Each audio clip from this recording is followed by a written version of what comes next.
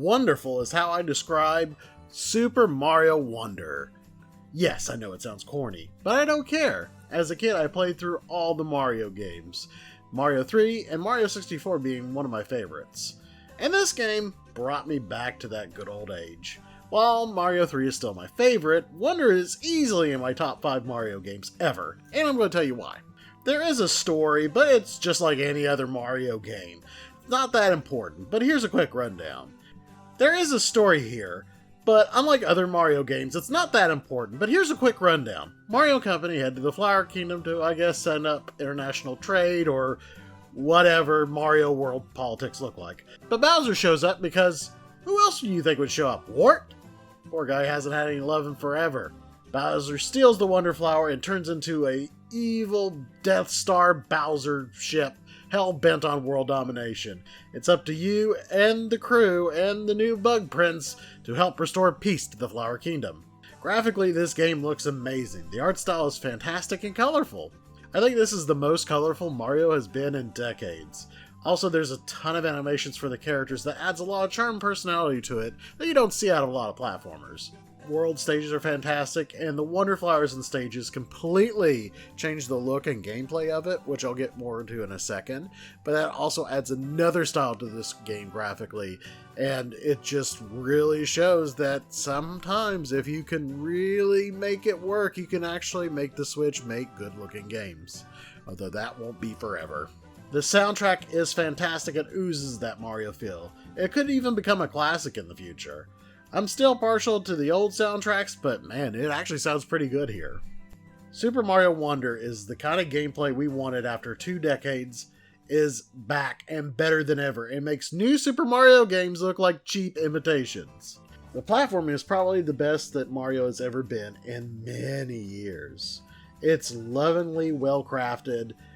Stages take great use of platforming, not to mention hidden secrets. The goal of each stage is to collect the Wonder Seeds, which is the game's equivalent of stars.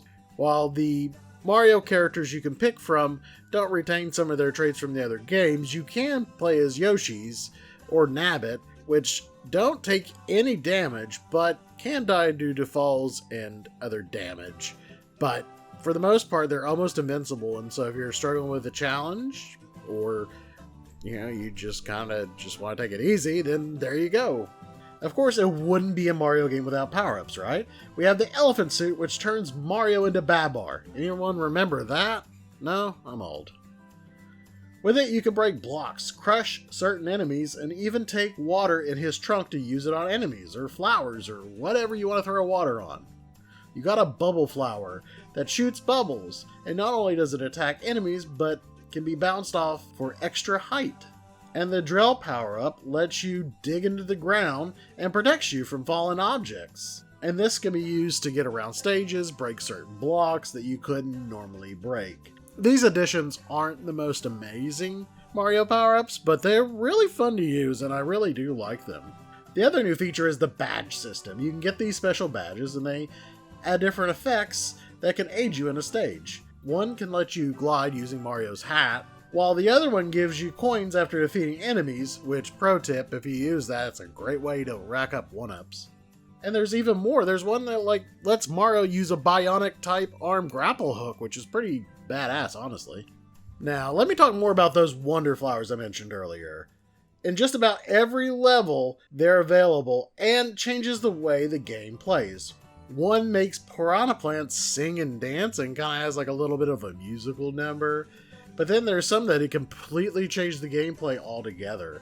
And I won't spoil them, but man, it keeps the game from being repetitive and samey. And it's so damn charming and so damn fun to go back and play those stages.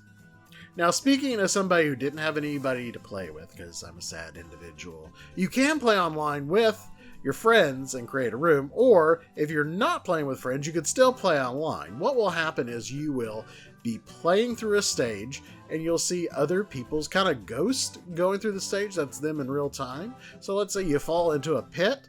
You can either touch them or one of these standees you can buy and put up, and it'll bring you back to life. And you can even watch and see where people are going, what they're doing things. So maybe if there's a secret path you didn't notice, you can actually see them going in, and you'll be like, oh crap, I could do that too. which is really nice. There's also local co-op if you want to do that too. So my one negative with this game has to be the boss battles. The final boss is fantastic, and I'm not going to spoil that, but it's freaking amazing. The Bowser Jr. battles, the guy you fight all the time, no character variety at all, he just does the same thing over and over, and while the stages change, and the effects of the stage change to give it some diversity, but yeah, they're just boring. Overall, Mario Wonder is... I'm not going to say it. It's just amazing. It's great. It's fantastic. And you should be playing right now. Go stop watching this. This video's about over anyway.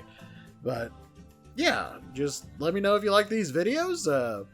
Rate, comment, share, subscribe, and tell me, have you been playing this? Are you planning on picking this up?